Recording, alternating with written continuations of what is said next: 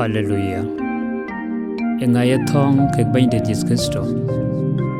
Jesus Christo ina bain ti chor chola dai.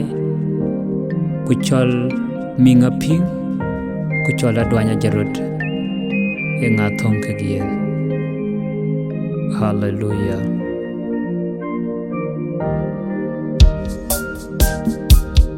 Ina bain ti jok tiam.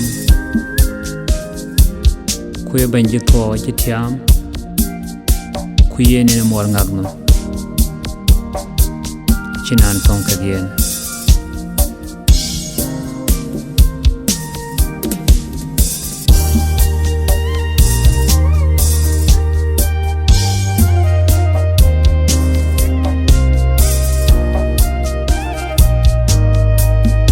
Ye nga thong kek yen, nga thong kek yen.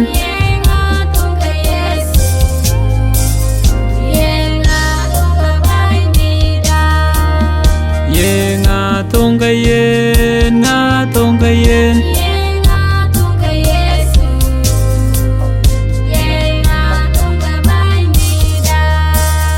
Bain đi chỉ cho là đai.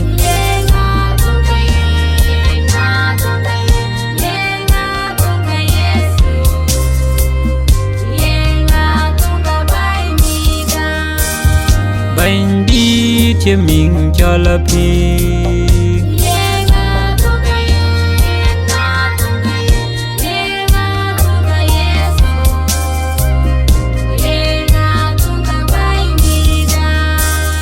Bain đi cha đoan cho là cha.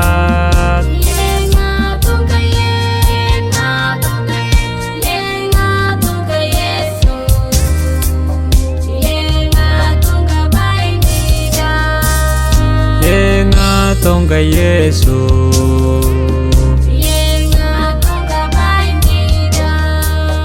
He nga thong kek Yesu.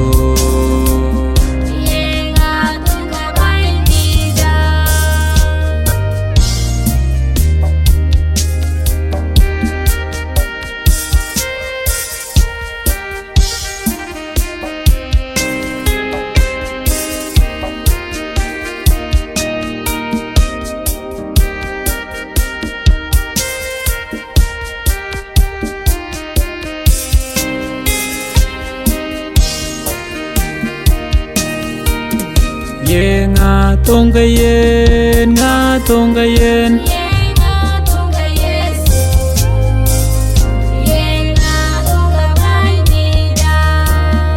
Ye nga thong kek yen, nga thong kek yen.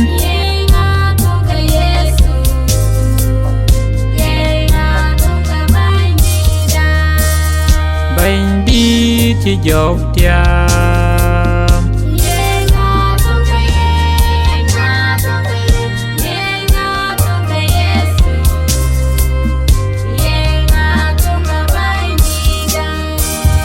Bain đi chỉ thua tiam.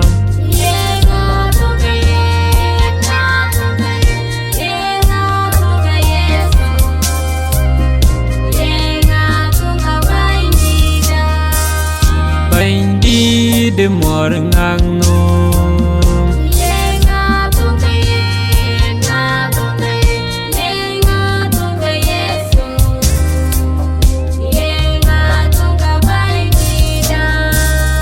Ai chinan thong kek Yesu.